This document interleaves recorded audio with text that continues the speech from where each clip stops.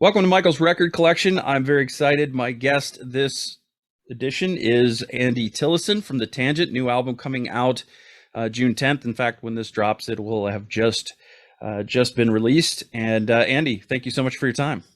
It's a pleasure, Michael, and thank you very much for having me on. Yeah, it's lovely. The Tangent, Songs from the Hard Shoulder. This is, I believe, the 12th studio album.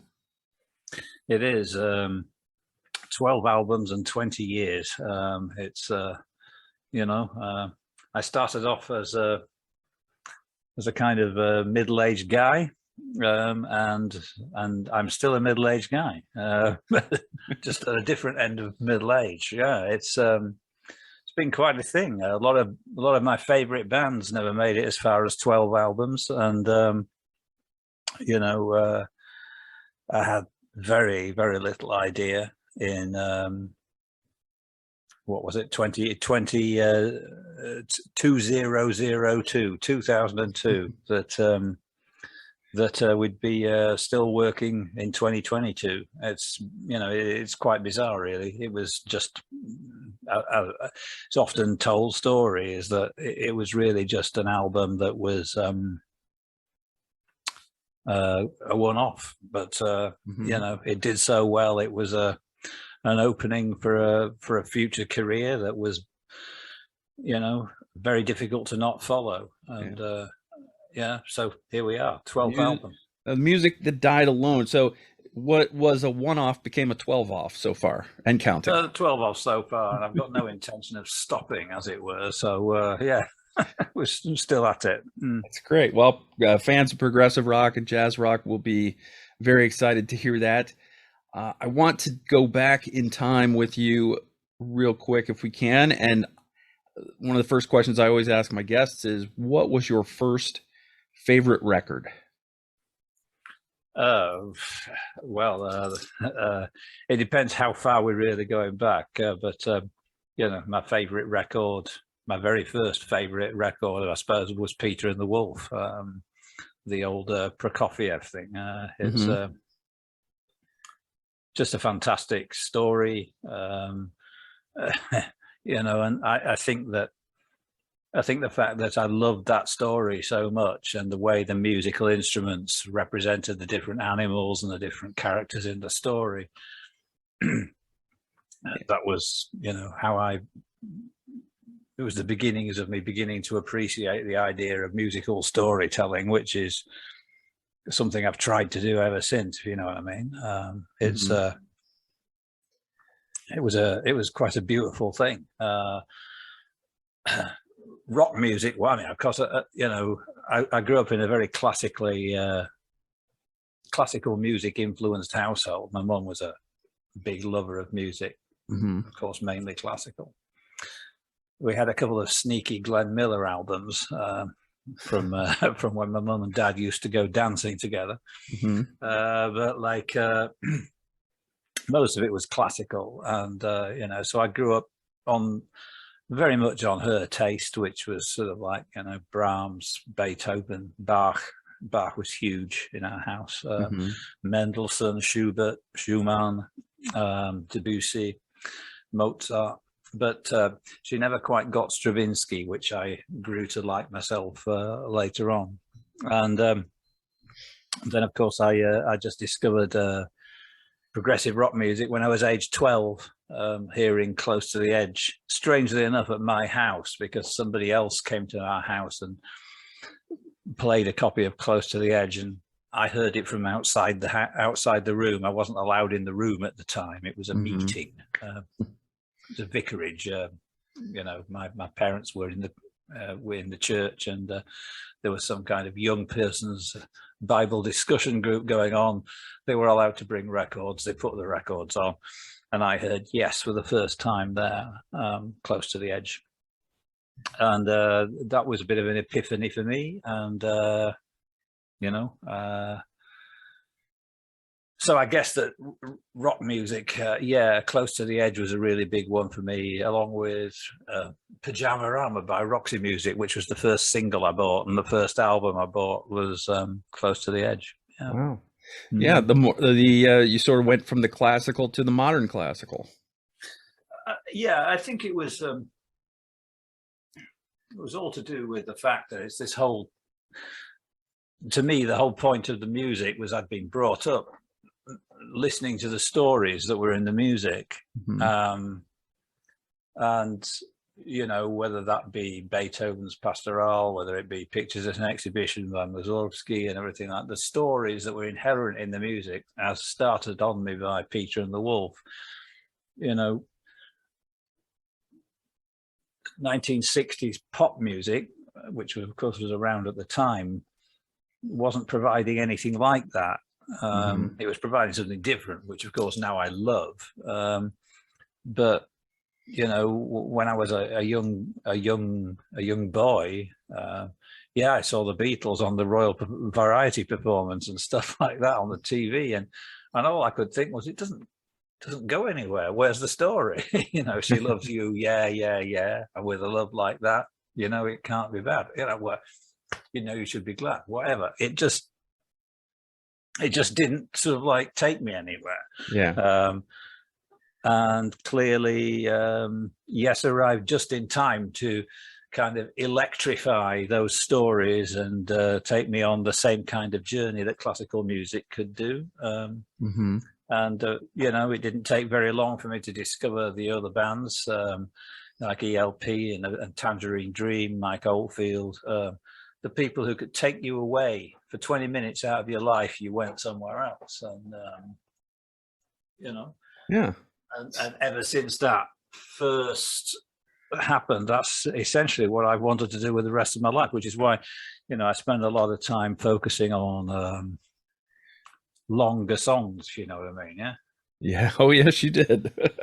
the it, it's interesting that you put it that way. Takes you somewhere else. Takes you on a trip. It's almost like a musical Narnia, if you will, that some of these bands can take you to.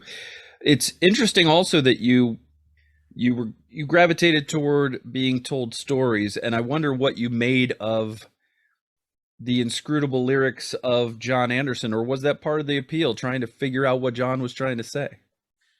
I think that John Anderson's lyrics are among my favorites that I've ever heard. I mean, with me being a very realist lyricist involved in sort of politics and current affairs, a lot of people would assume that John Anderson wasn't going to be my cup of tea, Mm-hmm. but far from it. I actually think his lyrics are. Well, they're not. The thing is that everybody expects them to mean something in English. They're English words, certainly, and they're derived from the English language. But what John Anderson's writing isn't in the English language. It's in a different language, which is the language of music itself. And he just uses key words and sounds and everything that can open up little doorways. And I mean. Mm-hmm. I think the first time it really hit me just how much it moved me was that very first album, and the line, "On the hills we view the silence of the valley, called to witness cycles only of the past." That when I heard that, I still wouldn't be able to write an analysis of exactly what it means in English. All I know is that, like, those lines just make me feel wonderful inside. I'm a great lover of the countryside. I love hills. I live in the hills. And I love the silence of valleys. In fact, I go to write my songs in valleys to get the kind of inspiration. I don't take instruments or anything. I just go and sit there. And partially because of the fact that, when you're constructing a story, a valley is you're sitting in a story. It has a beginning, which you can see up to the left. You can see where the river might begin and flows down, and the valley widens and goes out, maybe to the sea, maybe to the plain.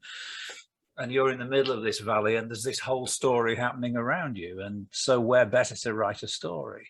And I guess that that line of John's all those years ago, planted something there.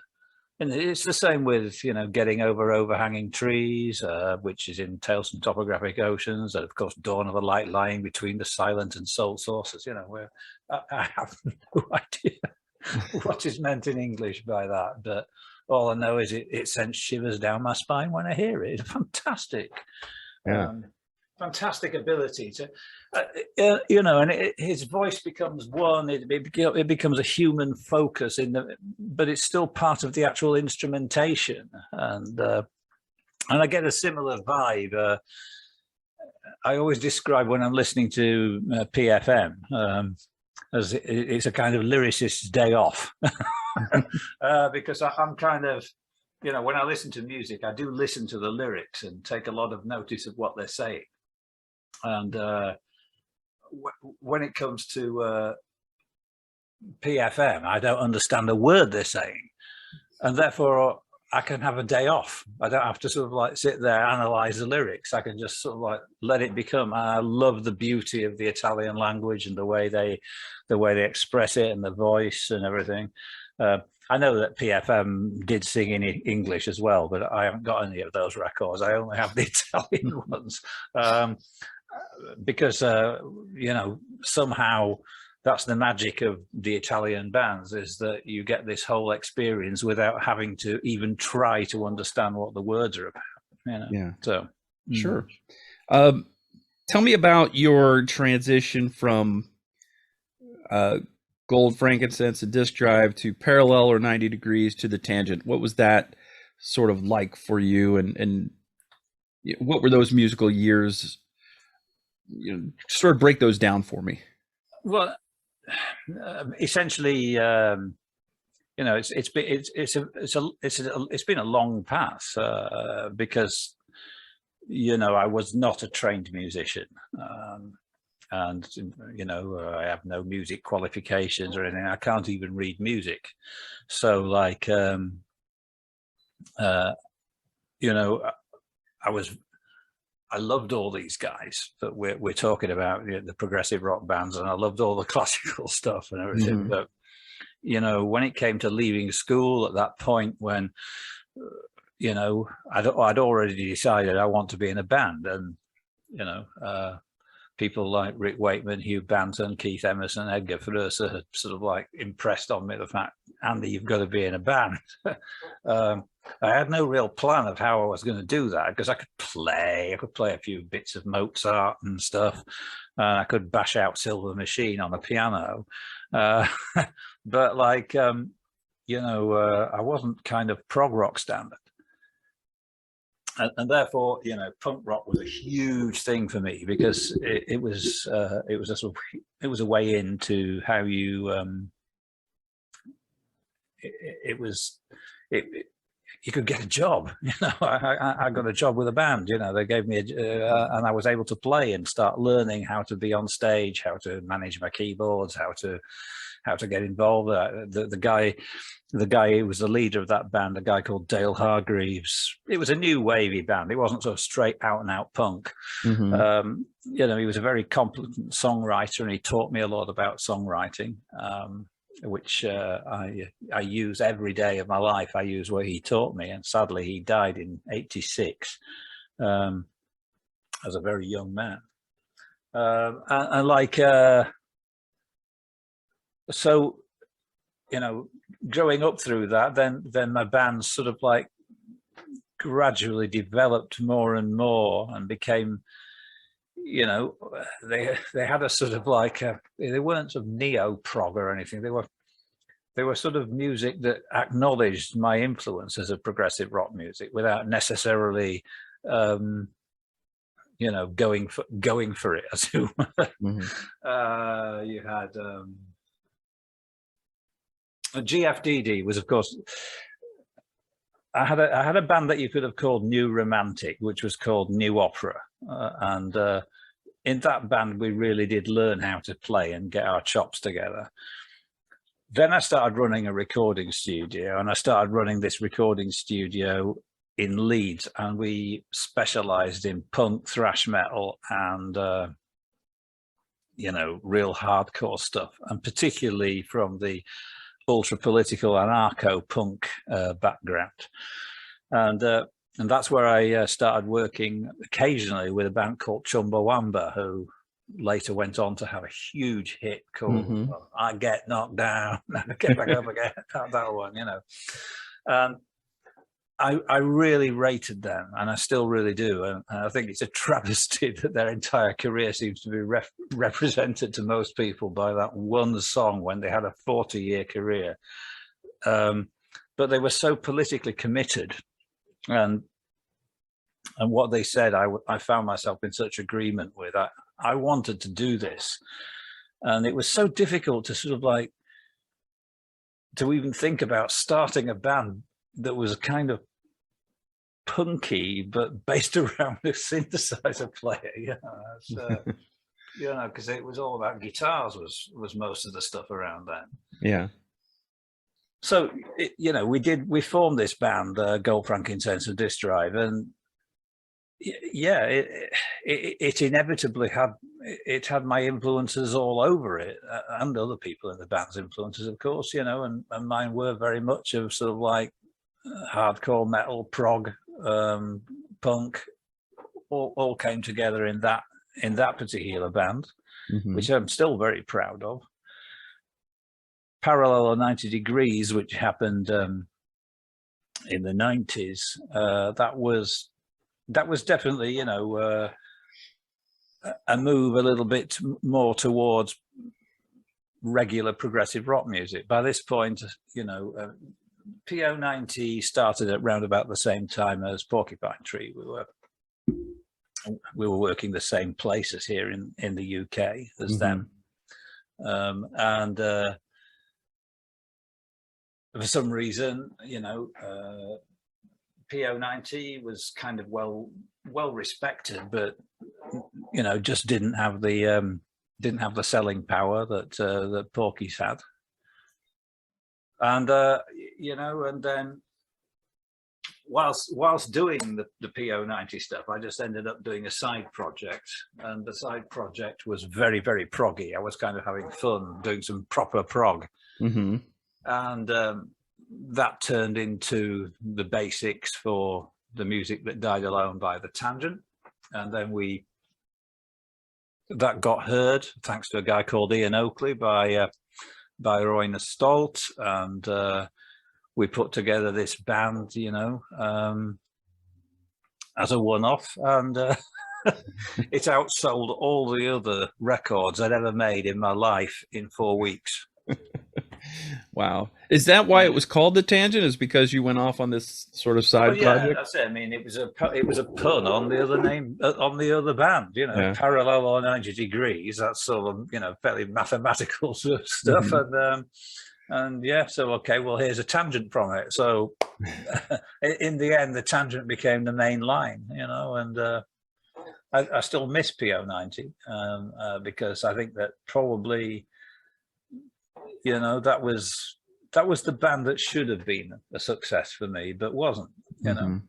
And in, you know, I think people probably have started to notice that gradually the Tangent's finding its way back to being PO90 after a long time. I think that's what's happening. Yeah. So as I mentioned, 12th studio album. This follows up 2020's Auto Reconnaissance, and as I understand it, this the current incarnation of The Tangent, yourself, Andy Tillison on keyboards and vocals, Theo Travis on sax and flute, Luke Machin on guitar, Jonas Reingold on bass, and Steve Roberts on drums. The list of former members of The Tangent is incredibly long and incredibly distinguished. Why so many lineup changes over the years? Is it just availability? Is it you wanting to go in new directions? What can you tell me about the changes that the band has gone through over the years? You know, it's it depends who you ask, actually. But like from my point of view, you know, the band came into existence as a kind of a little bit of a kind of side project for me, Mm-hmm. but also a side project for Earnest, side project for Jonas and everything. And everybody in the band to start with was also involved in something else, you know, Mm-hmm. and consequently, you know, we kept on going around and we just kept on picking up people to replace people who weren't available, but they were in the same sort of situation. And, you know, the world's changed big time. I mean, you know, the days of a band being a band all the time, you know, I mean, like, for example, Gentle Giant, you know, they didn't spend their time playing in other bands. They spent their time playing in Gentle Giant, and that's what they did. But Mm-hmm. musicians can't afford to do that anymore because, you know, unless you are at a level way beyond where most prog musicians are, you need to be being diverse and fulfilling a lot of different functions. Otherwise, you'll be really poor. And that's it. The people, you know, I mean, obviously there's been with the number of people the Tangent has been through in 20 years, there are people who I didn't get on well with, and there are people who didn't like me too much, you know. That's inevitable that will happen. Mm-hmm. But for the, you know, there's been there's not been much in the way of sort of like you know, sort of like horrible fallout, really. Mm-hmm. Yeah. And essentially we've just kept going forward. And the thing is that a lot of this that we're talking about seems a long time ago to me now, because this particular lineup of the band, not counting Steve, who joined us in 2017, has been running since 2014. In fact, we started making the album that we made together, released in 2014. We started that in 2013, which is kind of like 9 years ago. It's been me, Luke, Jonas, and Theo. Yeah. And in 17, we added Steve. So the band's been a pretty constant thing now. Yeah. You know, I don't have to wake up in the morning and think, who's the bass player at the moment? Yeah, Jonas is. It's funny. When you called it a project, it took me back to your Rosfest performance, because I clearly remember Jonas referring to it as a project, and then correcting himself and saying, "Sorry, band, Andy. Sorry, band." Yeah. Yeah, I meant band. Yeah, that was excellent. I have that on. Well, it's on. We released that concert, of course. So yeah. Yeah, it's I remember that very well. But you know, I think the thing is that this was always my intention. It was always quite important to me that the Tangent was to be a band. Mm-hmm. And I think that there was quite a lot of struggling to get that feel for some time, but in the end, I kind of realized that we are a band. It's just that we're a very different kind of band. It's a different animal. Mm-hmm. We don't see each other. We don't live in each other's pockets. We don't even record together, you know? Yeah. And of course, to a lot of people, they would say, well, it's not really a band then, is it? Well, yes, it is. Because we work together as if we were together. And if you imagine a recording as a sort of like a central core, which is where the production's taking place, this is not a case of a star system where I just produce some music and everybody sends in their bits and I decide what to do with it. It's more of a kind of procedure where I send them all the music and then people come back with ideas, but we make sure that people can react to each other, so that not everything's all done at the same time, so that Jonas will play some of the songs with Luke playing. He will be able to hear Luke. Mm-hmm. Luke will have played the songs that Jonas could hear without being able to hear Jonas, but he will have been able to hear Steve. And, you know, I make sure that everybody's playing with somebody apart from me, you know.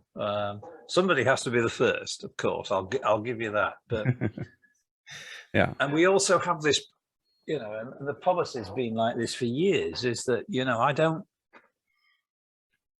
I'm not a big razor blade person. I don't sort of like cut people's work. I don't say, oh no, you can't do that. Oh, I don't want that. Oh, I want that changing. Can you do this again?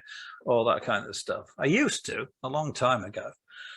But now I kind of think to myself, instead of doing the sort of like knee-jerk gut reaction where you just sort of like go, oh, I don't like that bit, and Jonas, can you do that bit again? I don't like that bit. Don't do that. Get used to what he did, because he probably knows what he's talking about, because he's a bloody great bass player. So, Yeah. you know, I get used to these things, and then I start reacting and redoing my keyboards parts against what Jonas played. And, you know, that way we build up something, because I don't like being a trumpet blower or anything, but like, I think that one of the best things about the band is that we do manage to sound like we're together playing. Yeah. On most sure. of the records, you know, it sounds like we're in a room together. And it took we've been perfecting that for 20 years. It's how we work. We are a band, the Tangent. You know, we might not see each other for years, but that's who we are. Yeah. Yeah, it would be easy for the complexity of the compositions you guys have. It would be easy to have it fall apart if it, you know, if it wasn't done right. And it like you mentioned, it does sound like it's all done in the same room with everybody playing off of one another. So you've obviously taken a great deal of care, even though you're all working from your home studios in different countries all over Europe. Well, at the moment, there's only one person who's not living in Britain in the band, you know, because and that's Jonas, who's currently in Austria. For the past 2 albums, Steve's been here to record, and recorded through that wall in what is actually Sally's wardrobe room. She has her clothes in there, and basically for the past 2 times, Steve just comes, sets his drum kit in there, and he records the drums. Literally 6 feet from where I'm sitting, through that wall is where he played. Theo, the same. He was through there as well. Luke did all his work at his home, because he's got his own studio and all these amps and everything, and gets his sound there. But you know, Luke and I,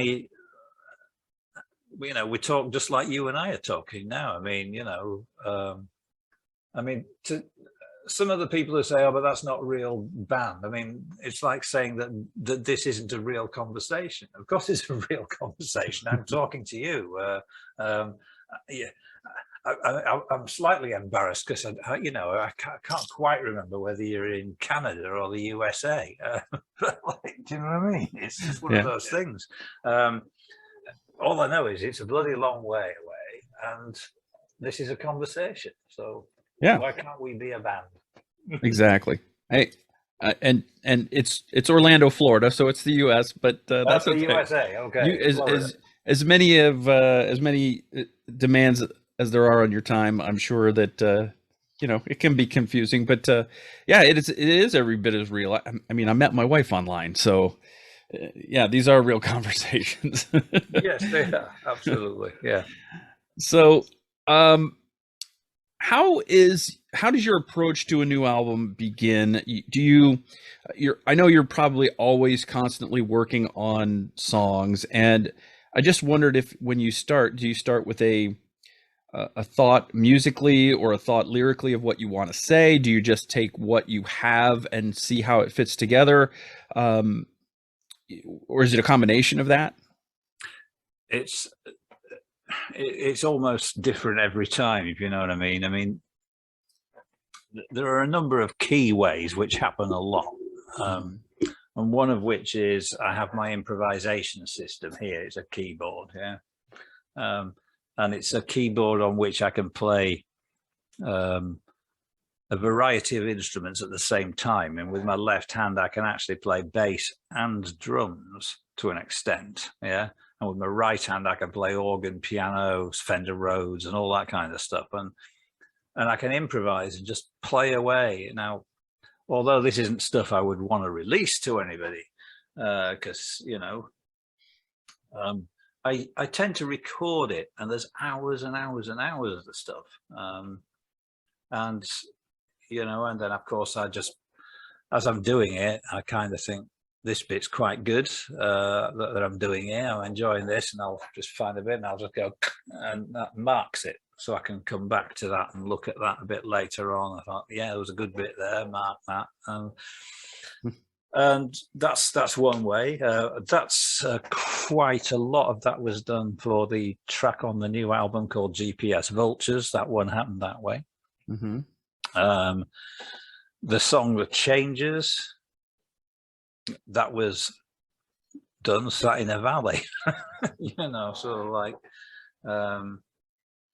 you know, during the first lockdown, experiencing the beautiful quiet of the world that had descended upon it, and during the most beautiful spring I ever remember. Actually, it was a very inspiring time, and so I just knew I wanted to write this thing about my feelings about lockdown and the people I was missing, and the fact that I couldn't see my family and all that sort of stuff. Mm-hmm. So I put a lot into that, and then I came back and sort of like I had these sort of like ideas of what I wanted to sing about. Obviously, I get the lyrical ideas and I think, okay, I want to write about this, but some time ago now, I stopped actually writing lyrics down, because I noticed something, and it was when I was doing the album Le Sacre de Travail back in 2013. I found myself occasionally actually making the lyrics up as I sang. I was a bit inspired by some of the freestyle rappers that you hear, kind of thinking there's something about that works for me, the way the rappers do it, and I kind of thought, well, what is it exactly? What is it that's turning me on about the way that's happening? And I think it's down to the fact that, you know, if you're reading something, you always sound different to how you are if you're just speaking normally. Mm-hmm. And that, you know, I always used to like it when my mum told me stories and she wasn't reading from a book. I always thought they were better. And, you know, the fact is that if you write lyrics down, you're going to sing them differently, and you're going to sing them as you sort of like think they ought to sound. You order them and you practice them and think, oh yeah, I can remember. But in the end, the conviction that was there when you actually thought of the lyric isn't ever going to be the same. So I'll just make them up on the spot, which of course means please do not think that I get them all right first time. You know, it means that I'm line by line, I'll be thinking, what can I sing here? And in the case of The Changes, you know, I actually remember, you know, just singing, I wonder if I'll ever see those places from the photos in the box. And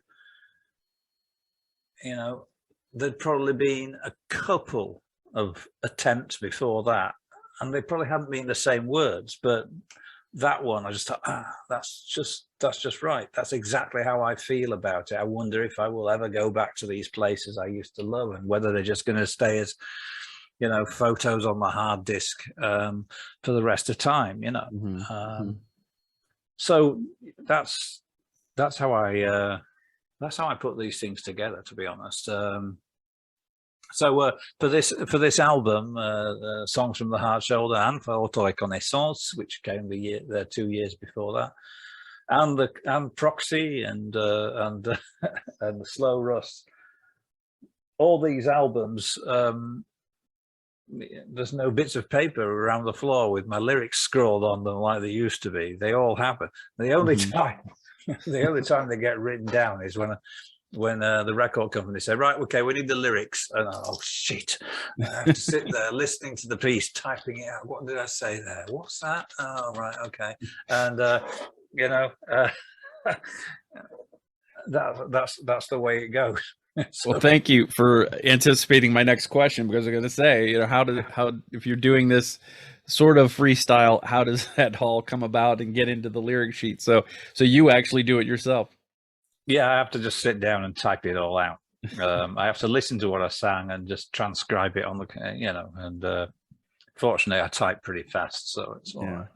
The changes you just talked about, one of the things I always liked about the Tangent songs is these stories always seem very autobiographical, and I wondered how much do you take license with your own stories and embellish a little bit, or is it all just very, very much what happened? Like, for example, something like Lost in London or The Changes. Yeah, well, I mean, most of the stories they're all true. Mm-hmm. The thing is that when you look at them, when you actually analyze them, they're quite banal, really. It's just that you have to, I think that, you know, we're all good at something. You know, I've never considered myself to be a great singer, but like I am quite good at making a very banal story sound interesting. I mean, essentially Lost in London is, you know, it's a fairly down at heel, down on my luck story. I was going to see a record company in London. I decided to hitch a lift, thumb a lift. I don't know how you say this in the States, but you know, whether you even have it, but like, you know, hitch a ride, hitch a ride. Yep. Boston said it. Yeah, that's it. Yeah, so you hitch a ride, and I hitched a ride from Leeds to London, which is 250 miles. I thought I'd better set off early to do it, because it can sometimes take you ages. I got there, put my thumb out, the first lorry stopped and took me straight into London. So I was there way early, but I was at the wrong side of London. And so I had to walk through London in the middle of the night to try to get to where I needed to be for the meeting the next morning. Mm-hmm. And, you know, that was it. And I, you know, and I was just sort of like really relating my feelings, you know. I've always been a bit frightened of big cities, and you know, I'm a guy from a rural part of the country, and there I am in the big city at night on my own, seeing, you know, homeless people, seeing all-night cafes at 11:15, all that kind of stuff, from the famous song Streets of London. And I walked past a few landmarks, and you know, by mentioning the landmarks one after the other, Londoners loved it. Oh yeah, he's singing about this. Just like, you know, I take inspiration quite a lot from you American guys and the Irish, who like singing songs which are just a list of places. You know, you Americans and the Irish, they love it. You know, I saw the sunrise in Dublin, it sets on Galway Bay, that kind of thing. And you guys are always saying, they're really rocking down in Boston, Pittsburgh, PA, deep in the heart of Texas, down in New Orleans, and everybody's going, yeah, mention my town. It's a guaranteed hit. So you know, I do that a little bit. So I mentioned all the different places in London I walked through, and you know, it kind of worked. It was just a nice thing to do. So yeah. You know, they're not so.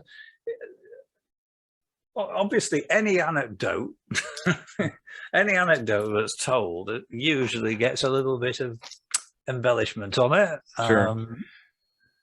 But you know, I mean, what do you want? Do you want shit stories, or do you want good ones?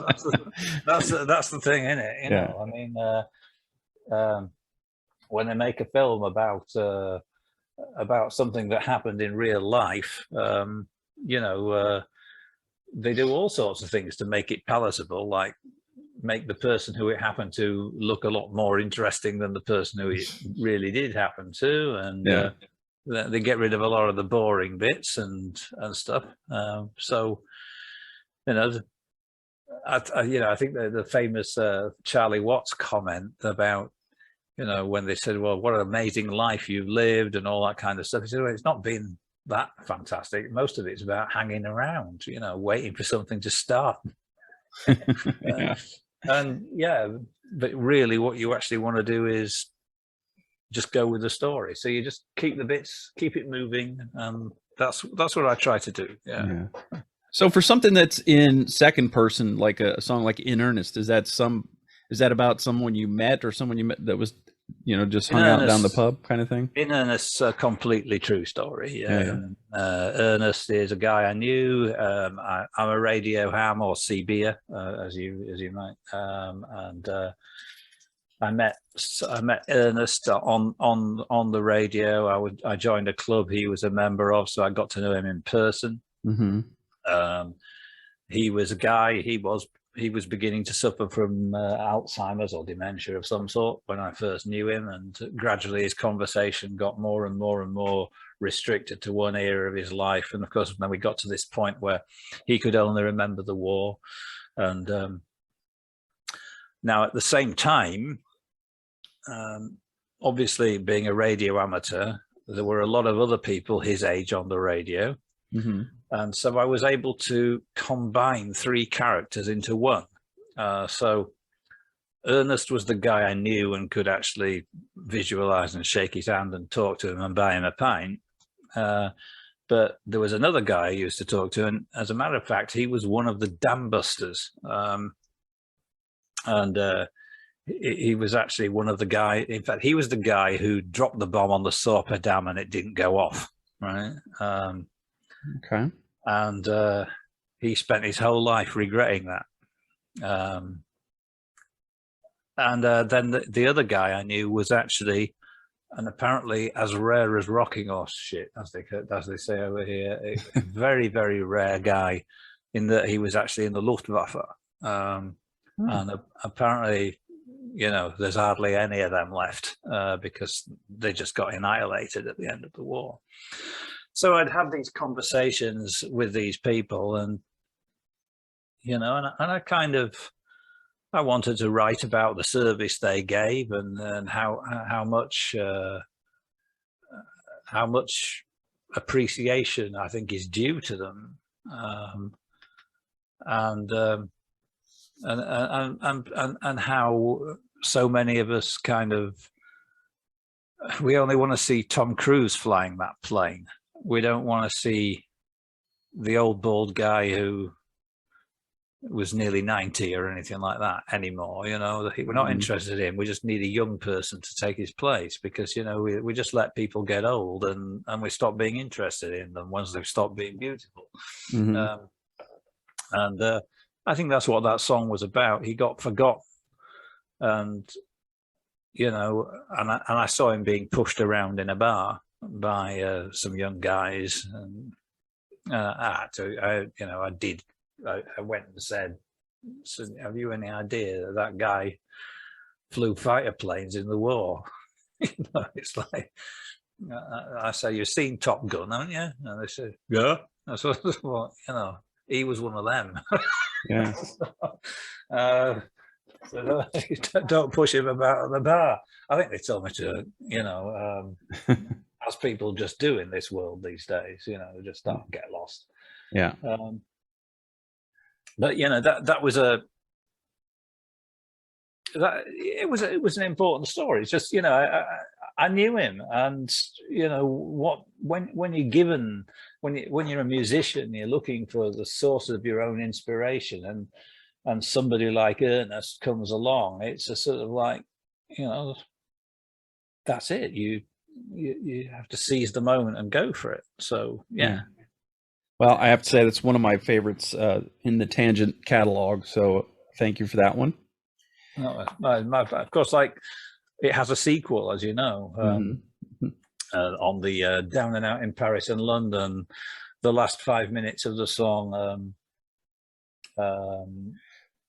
Where Are They Now, which of course is about Earnest and what happened to him, and the fact that since I'd written that song, he'd died, and they'd found him in his bathtub 3 days after he'd died. After, you know, it's just a horrible thing. But at the same time, you know, the dam buster had this epiphany. You see, he'd not died, and he'd ended up going back to the Sorper Dam for a Channel 5 in the UK documentary about, and they'd taken him back to the place which he'd failed to blow up, and introduced him to all the people, all the families who'd lived because his bomb didn't go off. And changed him. It changed him after so many years of his life. For 60 years, all he'd done is regret that his bomb didn't go off. And then suddenly he met these people, this whole families, grandchildren, people have been born since you know, because his bomb didn't go off. What a story. You know, I thought, well, we've got to have part 2 of Earnest, and that's where that happened. That's amazing. That's great. So the Tangents, well, the first album, the first song that changes is you start out by talking about a gig where you didn't get paid. Would you like to shame the venue that didn't pay you guys? No. No, I mean, like, they would just spoil it. Everybody. No, I mean, that's it.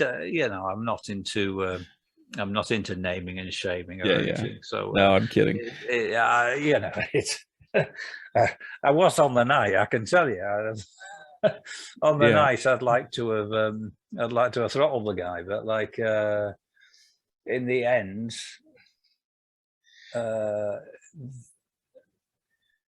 the guy supports prog, you know, and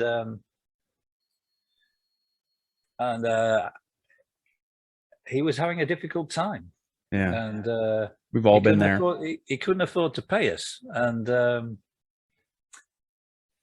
yeah, we're a bit pissed, but like you know, in the end, he's still putting gigs on. And well, that's good. Let's hope he is still putting gigs on in 10 years' time. So yeah, but yeah, that's one of those things. We did a gig and we didn't get paid, and we ended up laughing. So that's good. A lot of people, I'm sure, a lot of people have been there, especially in the prog world. Of course, yeah. Luke's guitar tone on this album was. I'm assuming all of this was his choice, but I mean, he sounds like he's channeling his inner Alan Holdsworth on this album. Yeah, I wouldn't like to put words in his mouth or anything like that. I mean, Luke is force of nature, I think, is probably is the best way of describing it. I have absolutely no idea how he got it or anything, but you know, the guy's just got melody and music running through his veins like you know, like a river. It's he can. He's got a fabulously wide musical inspiration set, as it were.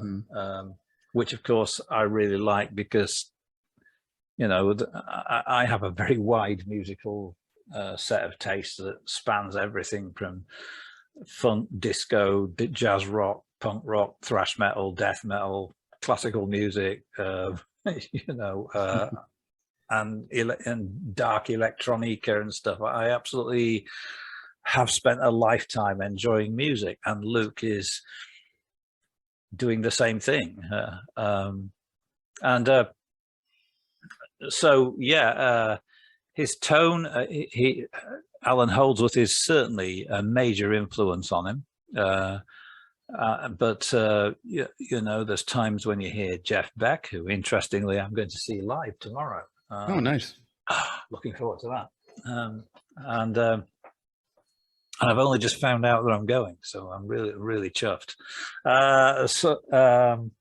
Jeff Beck's another one, of course, his long-time favourite, Francis Dunnery, out of It Bites. Yep. And the guys out of Dream Theater, Daniel Gildenlow, but at the same time, he's really into sort of like new soul music, and funky playing, and Wes Montgomery. Luke's there. If it's got a guitar attached to it, Luke's interested. Yeah. I mean, Luke is really interested in guitar, and for the first couple of years of knowing him, it was actually difficult to actually speak to him without him actually having a guitar around his neck. He just used to have it all around his neck all the time, and sometimes when he took it, it was like me taking my glasses off. You go, oh, that's different, So,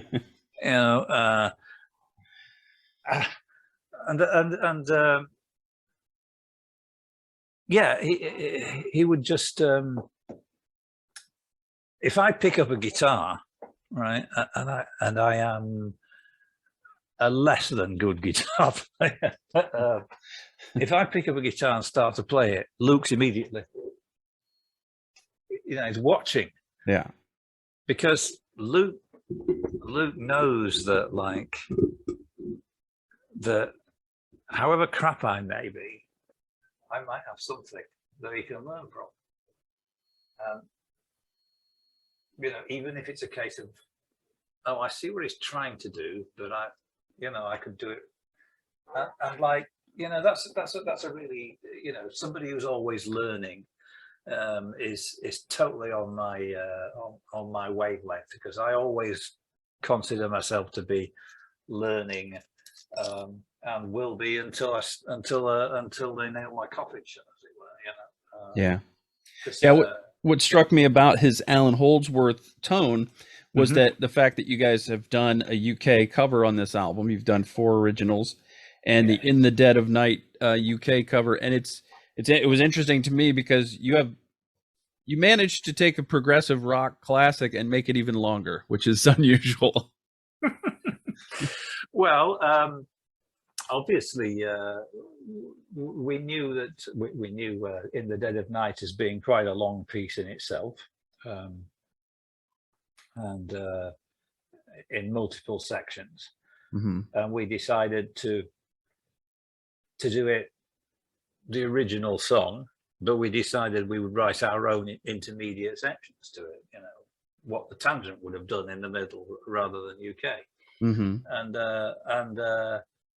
that was that. It from our point of view, this is quite interesting because we've made 11 albums without doing a cover version.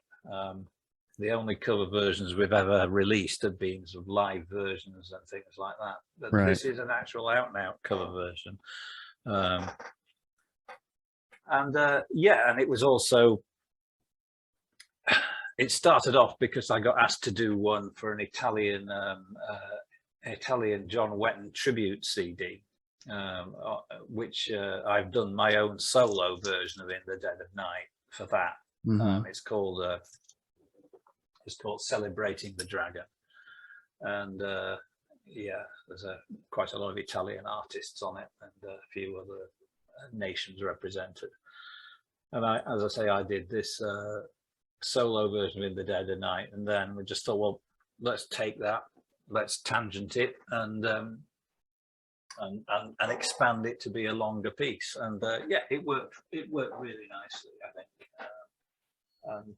So that, although it's a cover version, we also have our own bit of it that we wrote. So we're putting a bit of ourselves into it. So that seems to be a reasonable thing to do.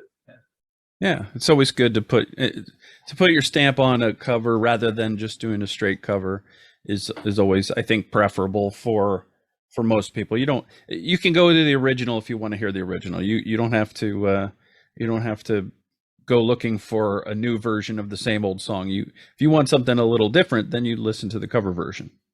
Yeah, that's it. So GPS Vultures, the name obviously a play on GPS culture. This was a song, as I understand it, this came about as a Sort of a variation on a theme from the original? Yeah, it's a variation. So I've just got a slightly hair in my eyes. Yeah, it's just a classical variation, sort of like in terms of it's a. I'm sorry, I've said this in another interview as well. I've talked. There's a lot of things that I've said in other interviews, but like, how do I describe it? Yeah, it's like building a new house with the same Lego. Um, so essentially, I used some of the same shapes, some of the same structures, and then made a completely different piece out of it. And you can hear little light motifs from the original GPS culture popping in now and then, but for the most part, it's a brand new piece, and you know, I think it does show that, you know, an idea can go in so many different directions, that one can turn into essentially a quite poppy prog song. You know, because that's one of our most accessible and recognizable tunes. It's the sort of song that we, you know, whether we like it or not, we have to have it ready to play when we're doing gigs. And of course, GPS Vultures is a completely wild instrumental that's more, you know, I mean, I don't like comparing myself with sort of like major legends too much, but you know, it's more in the kind of like Zappa area than it is in my songwriting mode. You see what I mean? It's more of a sort of musical fireworks display, I think. Yeah. Tell me a little bit about the lady tied to the lamppost. A very striking imagery in the lyrics, and it seems to be, you know, another a bit of autobiographical piece. And it's the long centerpiece song on the album, full of long centerpiece songs on the album. But tell me a little bit about this composition. Well, that's it. I mean, you know, the thing is that technically this is a very similar animal to the song that you liked before, in Earnest. But this is, you know, this is another person I met. It's a chance meeting which lasted less than 5 minutes, probably, on my way home from a Christmas party with the college where I used to do a little bit of teaching now and then. I'd be on my way back. I was on my way back from this Christmas party in Leeds, and it was a very, very cold night, and I found a woman tied to the lamppost. You know, I almost tripped over her, and she asked me if she could have some money, and I didn't have any because I was just carrying a card and everything. I offered her a cigarette, and she told me a little bit about how she'd come to be there and why she was tied to the lamppost. And she was tied to the lamppost so she didn't fall over and bang her head like she had done a few nights before. So it was an absolutely freezing cold night. And, you know, I sympathised with her, gave her a cig pass, and she did mention that, you know, only a few weeks earlier she'd had a job and everything. And, you know, and I went home, and I wanted to write about her. And then you know, whilst I was thinking about I want to write about her, I just suddenly had this sort of like moment where I just, oh, Andy, what the fuck will that do for her? You know, you going home and writing a song and being all sort of like goody as gold and bono about it, you know, and you know, and the fact is that I did write that song, and eventually, you know, that came out in the lyrics. That, you know, I was just singing it out, and it came out. You know, somewhere on my way home, I was thinking of music and lyrics, not her anymore. You know. Yeah. You know, like some people will come back and say, "Oh, that would make a great documentary." What she needs isn't a great documentary. She doesn't need a song writing about her, and she won't feel any won't even know that this has happened. But what we need to do is solve that problem. And you see, I think that, you know, sometimes I do get a bit hammered by people for having politics in my music. Some people don't like it. I don't know whether you're one of them or not, but like, it doesn't matter. Whether people don't like me having politics in my music, it always seems to me that usually it's when I'm talking about politics that they're not necessarily in agreement with. For example, a whole load of people really do like it when I sing about an old war hero who's been neglected and allowed to, you know, that's something that they really want to be on side with, but not necessarily with a young lady who's tied to a lamppost in Leeds in the rain, you know. Whereas to me, both of their stories are worth mentioning and writing about. You know, the same thing with on the album that we made, Slow Rust, A Forgotten Machine. I mean, you see this is the artwork just up there on the wall. You know, when I was singing about the people on little boats escaping from Europe, trying to get to England, you know, on rubber dinghies, you know, that didn't, obviously, you know, that seemed like a very leftist message to a lot of people, whereas Earnest, the guy who was the, you know, the fighter pilot, seemed a little bit more, you know, okay to like that. But I just see them as all being stories of neglect and that, you know, things that moved me, and that's all I can do is sing about things that move me. I'm not a politician in any way, and nothing I write about is anybody's policy. And you know, so there's nothing really much to fear from me, whether you're on the left or the right of politics. But you know, I'll just have my say and comment. One of the things that's always amazed me is that the people who are most likely to dislike me having politics in music are, strangely enough, Americans. And this perplexes me, because you have the best political protest writers in the world, bar none. Yeah, you know, you're absolute experts at writing political songs, and there's nobody to touch you. Yeah. So why I occasionally do get these people on prog rock forums to say, "Oh yeah, Andy Tillison, it's good music, but I can't do with all that politics." How did you manage with Bob Dylan and Journey and Bruce and all those guys at John Cougar Mellencamp and all those people who were right, stand up for the common man kind of thing? Yeah, to me, it's not even a political message. You write a lot of, or you've written several songs about people who just have fallen through societal cracks, and you don't even know their politics. You don't. I mean, this is just a fact of life. Is that some people fall outside of society, and they find the holes in society, and then people just ignore them and just assume that they'll go away. And I saw this person, but now they're out of my sight, they're out of my mind, kind of thing. I don't even think it's a political message at all. It's just a human message. Yeah, I think that, you know, one of the things that really,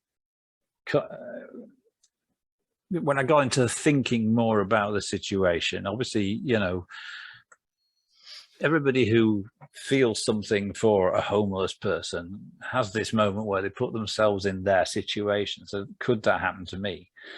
And of course, like, the fact is that I know it can happen to me, because for a very short period of time it actually did. And so I actually know what it's like to be in the center of town in the cold with nowhere to go for several nights, and the feeling that you have as the night falls is one of terrible foreboding, and those nights last forever, man. You know, they just last forever. Mm-hmm. And it's really horrible. And I did write about this subject once before in 2010 on the album, 2009 on the album Down and Out in Paris and London, where I was writing from the point of view of being on the hotel. I was actually staying in a hotel. I'd been paid to go there by Inside Out. It was a beautiful hotel. It was overlooking the Place de la Gare du Nord, which is a beautiful place. And I opened my balcony and I looked down on the square, and I thought, less than 6 months ago, I was sleeping in a sleeping bag there, you know. And I thought, there's this line, isn't there? You know, you just cross this line, and suddenly you go from being someone to being nobody, simply by a fact of what your bank account says about you on that particular day. Which is why we get the line in the song that we live our lives as avatars of our accounts, you know. Accounts that bear our name are out there in the world, and they're the important things, and we're just the avatars of them now, you know. We're just a little picture, the profile picture of our bank account. Yeah. And you know, in the end, me keeping my bank account in a balance that is reasonably happy, that the people that the computers at the bank are really happy about, means I can stay in this room and be warm and talk to you and make music. But all it takes is for that flag to go up and say, this guy's not keeping up with his bills, this guy's not a good credit risk, this guy, and then suddenly everything closes down, and they send somebody and evict me, you know. And that essentially is what happened to the lady tied to the lamppost, you know, that things closed down on her. Yeah, you know, to my mind, it's one of the biggest things to be annoyed about is homelessness, because, you know, there are an awful lot of really huge problems in this world. Yeah, really enormous problems. Climate being just one of them, and you know, wars and everything like that, and that are so complex and difficult to do. But homelessness, but by comparison, it's a doddle to solve it. You know, all you need is cash. That's it. Cash will solve it. Yeah? It will solve it. You just pay for this to stop. There are things that you can't stop with money, but homelessness is something you can stop with money. And you know, I mean, like I think I read somewhere that, you know, Elon Musk's offer to buy Twitter for a certain amount of cash, well, that cash could have rid the world of homelessness forever. You know, you think, wow. You know, why can't we just solve this? Why is it so easy? Oh dear, have I stopped everything? No, I can hear you. I think okay, yeah, camera just went off. There, okay. You're back. There you are. Yeah. Why is it so easy to leave these people behind on the streets every night? You know. Yeah. And there's of course the people who think that it's somehow that person's fault that they're there. And if they would just work a little harder and get a job and this and that, then they'd be fine and they would, you know, be able to rejoin society. But having been laid off multiple times myself, I can tell you that sometimes things happen and there's nothing you can control about it. It doesn't matter how hard you work. Doesn't matter how, you know, how much you are contributing to your company. Things happen. Yeah, I mean, I was aware when I was in the States last. I was in Colorado, and there were quite a lot of homeless guys there, and they had signs, and a lot of them were sort of like, their sign was full of information about the fact that I am a hard worker. I do this. I was made this company closed down, I became unemployed, you know. and I kind of thought it's that is rather demeaning to have to be in a situation where you say, I am available for work, I was working, I am a decent member of society, you know, as if somehow or other, you know, well, because other people will just assume you are some kind of layabout if you're just sitting by the street asking for money, you know. It's, yeah, it upsets me, and it bothers me a lot, you know. Yeah. But as I say, I think the reason why it does bother me is because I had that very brief experience of it during a difficult part of my own life, and I don't want it to happen again, you know. Yeah, there but for the grace of God go I. Absolutely, that's an important phrase. Yeah. Yeah. The album closes with "Wasted Soul," or at least as far as the original is concerned. Do you remember how you came up with this one? Where did the germ from this started? Well, I was just sort of playing about. There's nothing quite like a new instrument to inspire you from time to time, and I just got this particular set of patches for the synthesizer that sounded like horns, and I thought, I want to do something, with the horns, and I've always just loved that big old sort of Tamla sound. Okay. It's I'm kind of that particular that big brassy period when Ike and Tina Turner were recording in a studio with a massive band all playing live and everything, and that kind of vibe, the Phil Spector vibe, and the Tangent's done this kind of stuff right since the third album. The third album we finished off with a disco song, and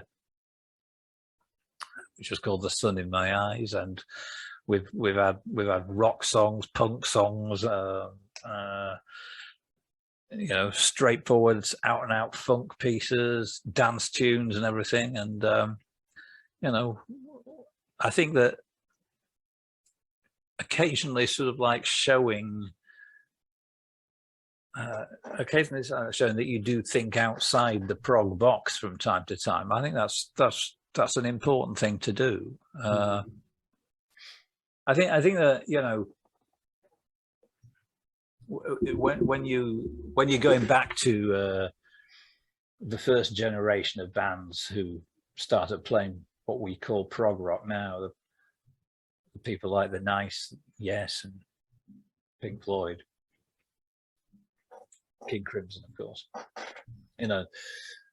They'd reached this point in the late 1960s, and around them was a whole load of music that they were taking influence from, and they were taking influence from the pop charts, and the Beatles were in the pop charts, and they were listening to the Beatles, and they were listening to the Stones, and they were probably listening to Tamla Motown too, and they were listening to television theme tunes and film soundtracks and jazz and all that kind of stuff, and they whipped all this together and created what's kind of what we call prog rock now. And they also did something which is, I think, is sadly missing from a lot of the scene today. They didn't listen to each other a lot. We don't listen to each other as much as we used to. They were always in each other's pockets thinking, what King Crimson up to? I better go and check them out. Have they got any new ideas with Nick? That kind of stuff. Nowadays, I'm not entirely sure that members of my contemporary bands even know what I'm doing. I've got no idea whether they listen to it or not. I listen to them. But I don't believe they listen to me. So that we do draw on the music that's around us now.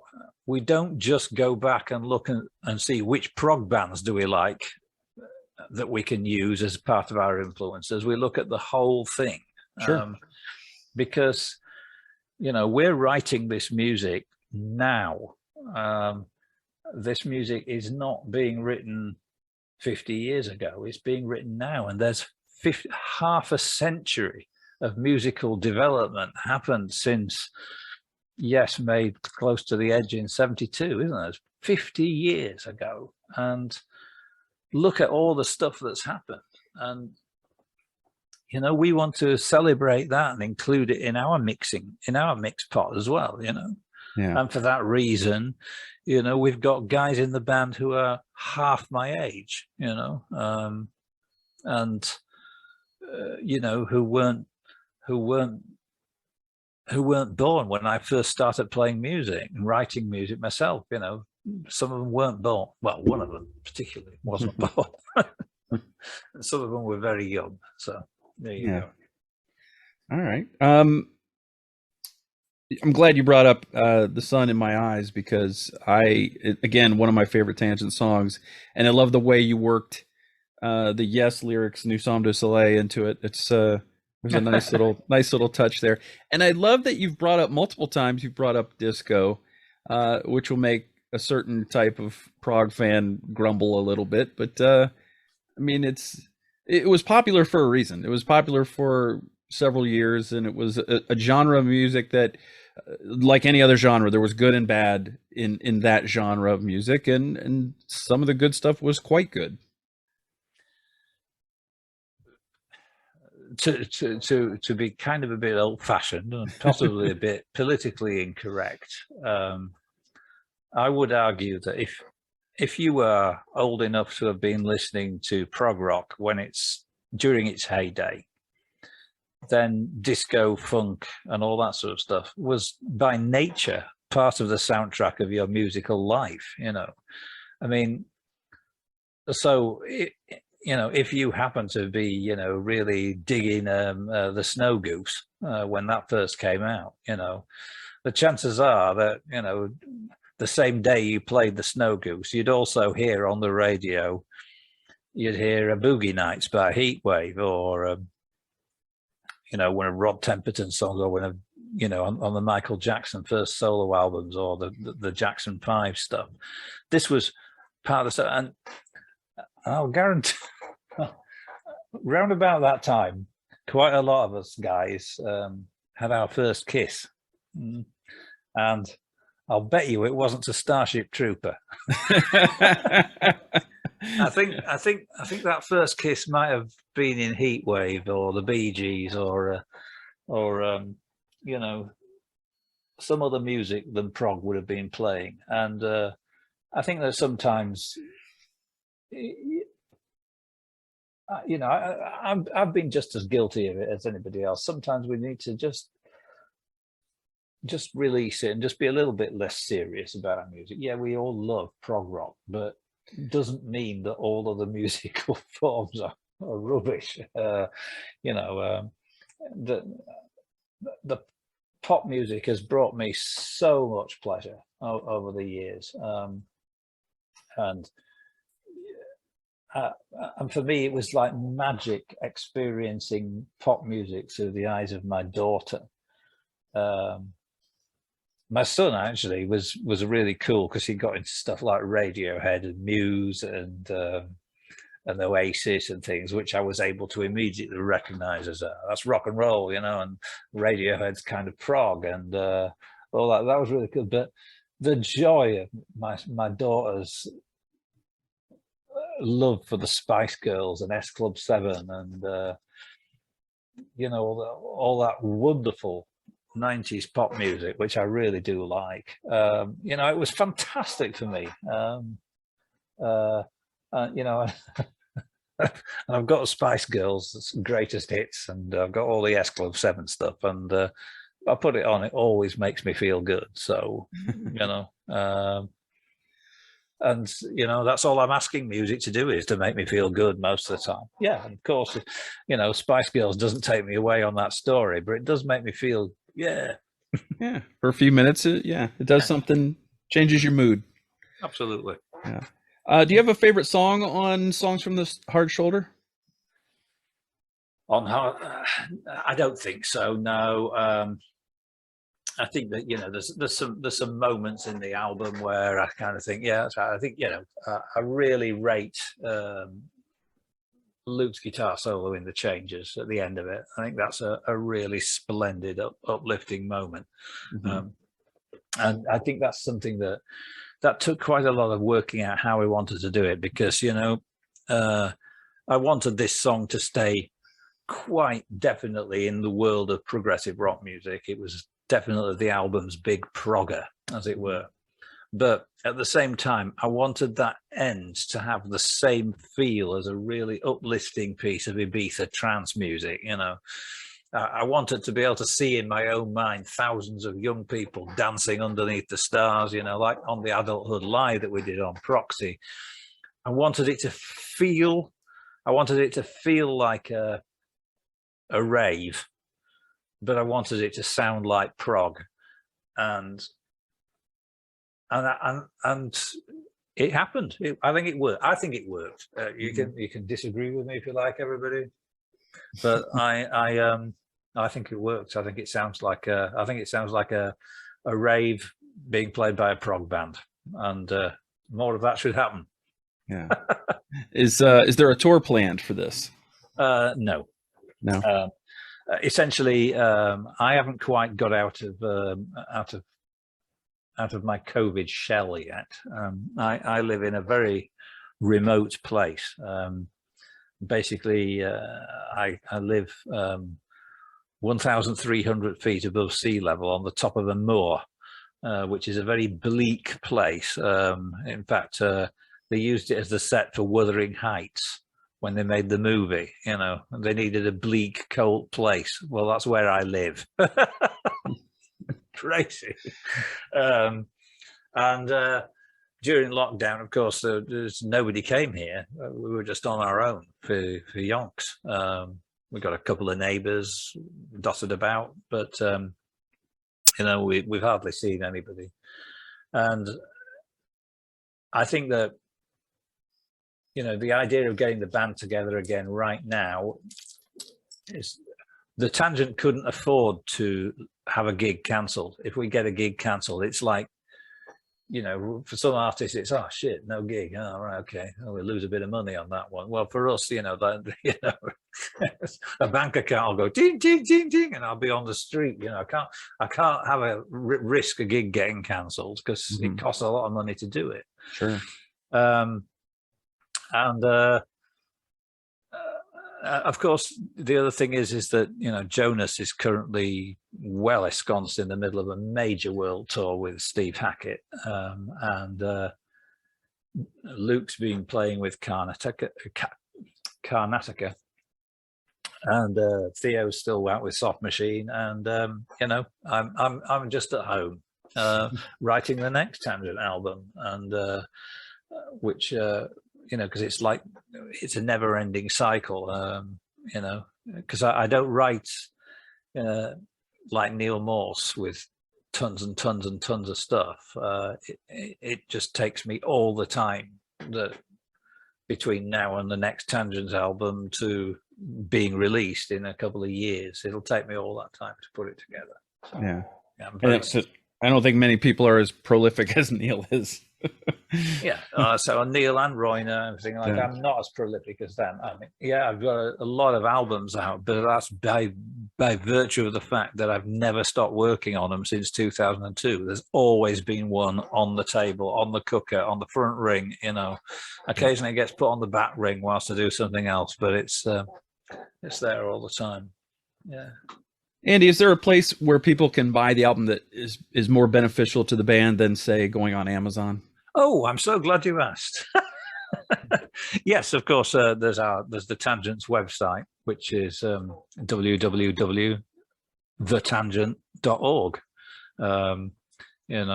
Just put Tangent in the Tangent into Google, and I think we're the first result most of the time. So that would be great if you bought it from us. If you are in the States, it means it will arrive considerably later than it would if you bought it off Amazon there. But it does help us more, you know. Besides which, once it's been released, if you do buy it from us, we'll be sending you the download so you can hear it straight away. So, you know, that's we don't. But in the end, if you buy our records from anywhere, we're grateful. Whether you buy them in America, whether you buy them here, we're less keen on Spotify than some people. I don't like that organization personally, but we're on there too if that's your bag. Yeah. So check it out. It's called Songs from the Hard Shoulder. Came out June 10th. And Annie, it's been great talking to you about this record. People can go to your, I believe you guys have a Facebook page and your website to find out more information on this. Yep, of course. The website's got all the info. Facebook page has got all the info. Yeah, we're not very good at marketing and all this. I'm not a businessman at all. I'm a music guy. So when it comes to the business, I start running out of things to say because, you know, obviously the record company Inside Out, they've got all this sort of thing in hand. I just do what I'm told, make the records. There you go. Take care of the music. You got other people dealing with the other stuff. Andy Tillison of The Tangent, thank you so much for your time today, sir. It's been great talking to you, and I wish you nothing but the best of luck with the album. Well, that's been absolutely my pleasure, my friend. So thank you so much, and I hope your shows and your website goes from strength to strength.